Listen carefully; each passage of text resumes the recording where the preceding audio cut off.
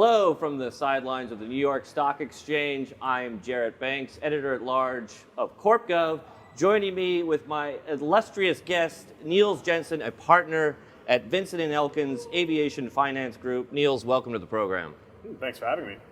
Great. So please give us an industry overview of the aviation disruptions that we've seen, some black swan events over the last few years, everything from the war in Ukraine to COVID. Give us an overview.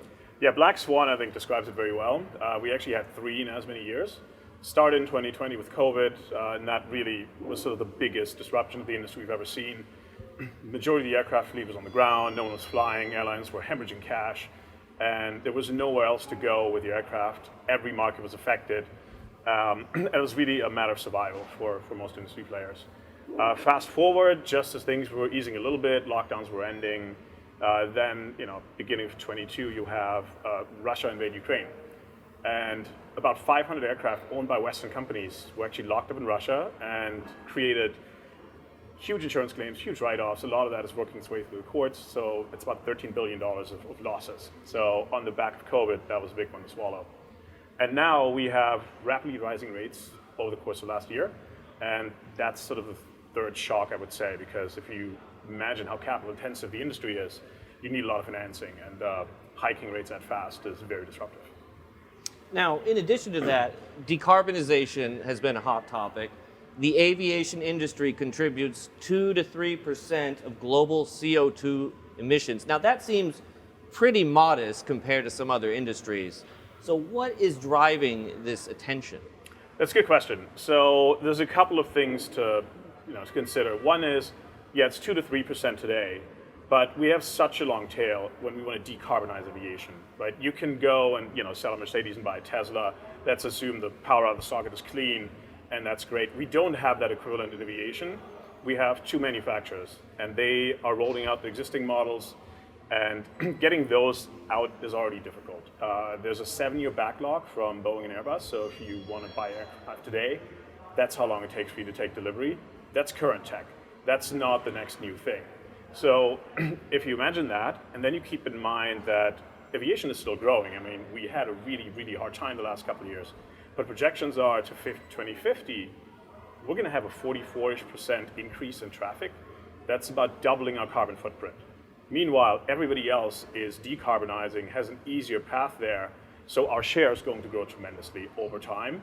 And because it takes so long to do anything about this, everyone in the industry is really focused on trying to do something now to get these things through, and there are tremendous challenges. Okay, tell us what the industry is doing to reduce its carbon footprint. So one thing we're doing today is there are new engine variants coming out and new engine models that are 15+% more fuel efficient, and that's huge. If you think about buying a car and you buy the next gen model and you burn 50% less gas, that's a huge achievement. Those are being rolled out today, and that will definitely help. Beyond that, we're talking sort of big picture, revolutionary changes that are needed. There are EV solutions, so people are, really trying to do things with electric flight.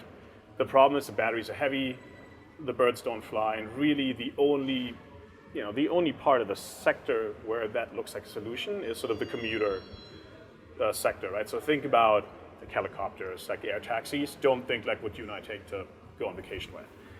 And unfortunately, the long haul, medium haul flights, commercial airliners, that's like 75% of the emissions.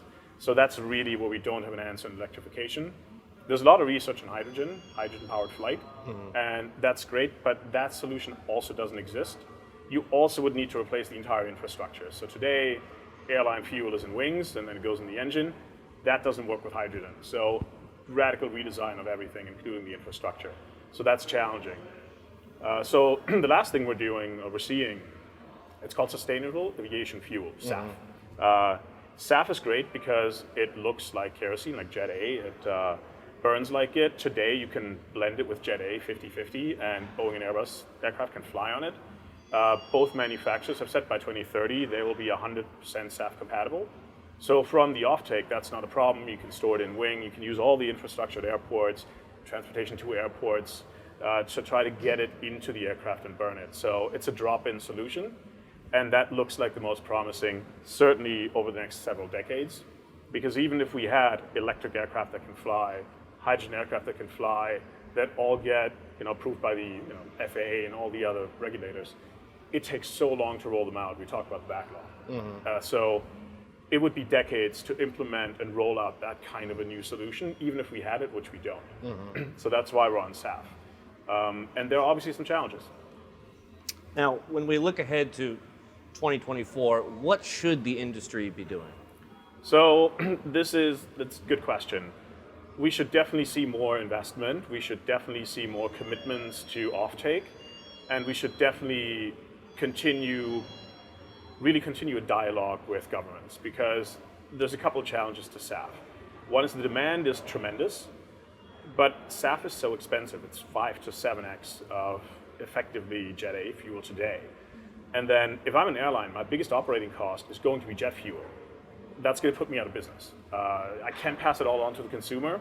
So we need to bring the cost down. Part of that is going to be a technology solution, and we definitely will see some efficiencies, and we will see that cost come down over time. The advances being made every day. The one downside is that's probably not going to solve it immediately, and it's not going to solve it completely. So we need help from governments. The IRA has been super helpful in the US to do that. Europe has its own stimuli, mostly demand stimuli. A little bit, regulating with a stick has been the metaphor people use. But also now increasingly there are subsidies being proposed. We need more of that. The IRA has anti-stacking provisions. So let's say you build a clean power plant. That's great, there's credits for that. Let's say then you build electrolyzers, so you use clean power to create green hydrogen. There's subsidies for that. You do carbon capture, that's where you get the carbon to fuse with your hydrogen, and that's how you make the fuel. Right. There are subsidies for that, but there are anti-stacking provisions. So it limits how much juice you can get out of the subsidies.